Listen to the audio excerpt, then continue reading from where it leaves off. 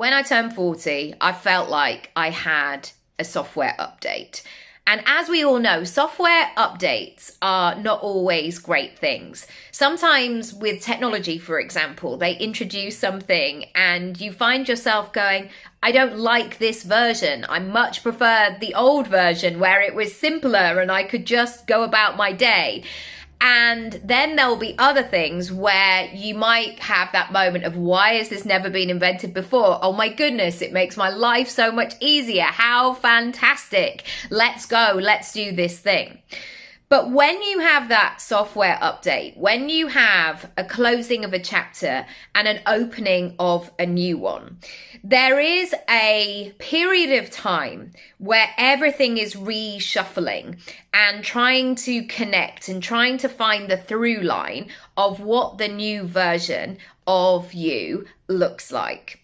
And what you realize is nothing looks the same anymore.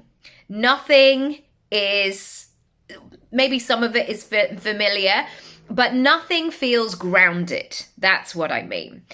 And I think that sometimes with a software update, it's self-imposed. You might have a moment where you say, right, that's it. I'm no longer doing those things anymore. I'm putting boundaries in place. I'm saying yes here when I might have said no before. I'm saying absolutely no when I might have said yes. And you might have, like when I turned 40, there were so many parts of myself that felt like it was almost like a plant that for ages, it's like, is it ever going to flower? Is something going to happen here? And suddenly these pieces of myself were like, I am safe to do this now. I feel okay about this. It almost felt like I got the 40 stamp and all was good and I could move forward. And yet, alongside all of that empowering, brilliant moment, I had to say goodbye to some other parts of myself and leave them behind. Because if I'm saying, I want this, I'm going to be this, I want to be this kind of person, I had to look at that other side of me that was slow to catch up or was outdated.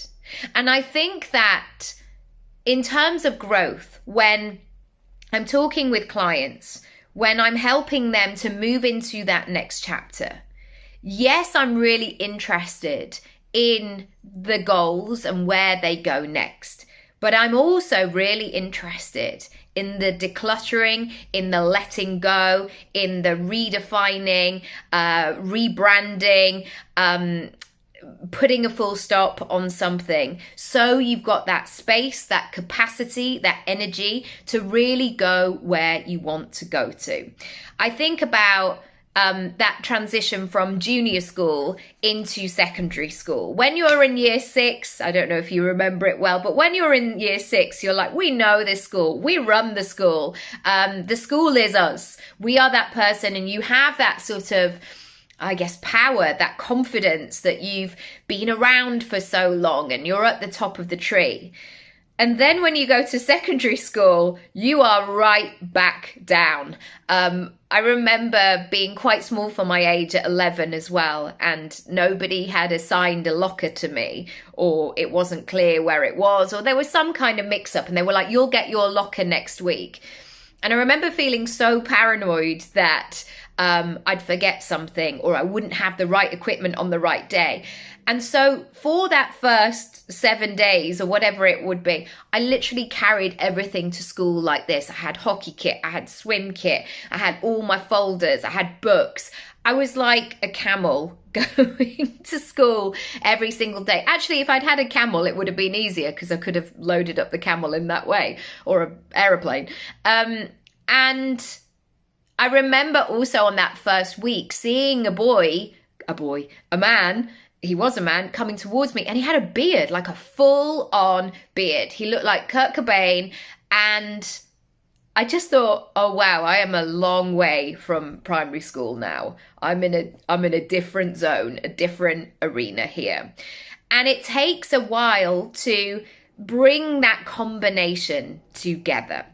And this is what my coaching work is all about. It's about really going for what it is that you want, but providing that softening, that cushioning, that support, that new set of scaffolding, those steels essentially, to be able to support that next version of you.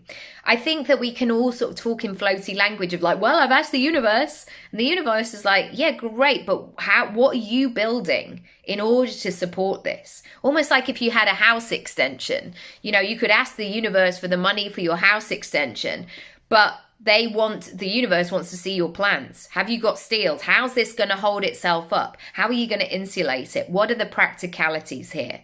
And it's exactly the same with your human growth as well. You really have to take charge of it, consider it, and design it in a way that feels really good.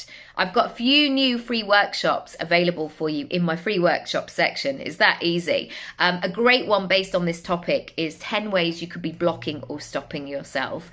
And it's available now. If you don't want anything free and you're like, come on, I just got to do the thing, let's get going, come and have a chat. I do a free complimentary chat. I can find out more about you. You can find out more about how I can help you and support you, and we can go from there. Lots of love.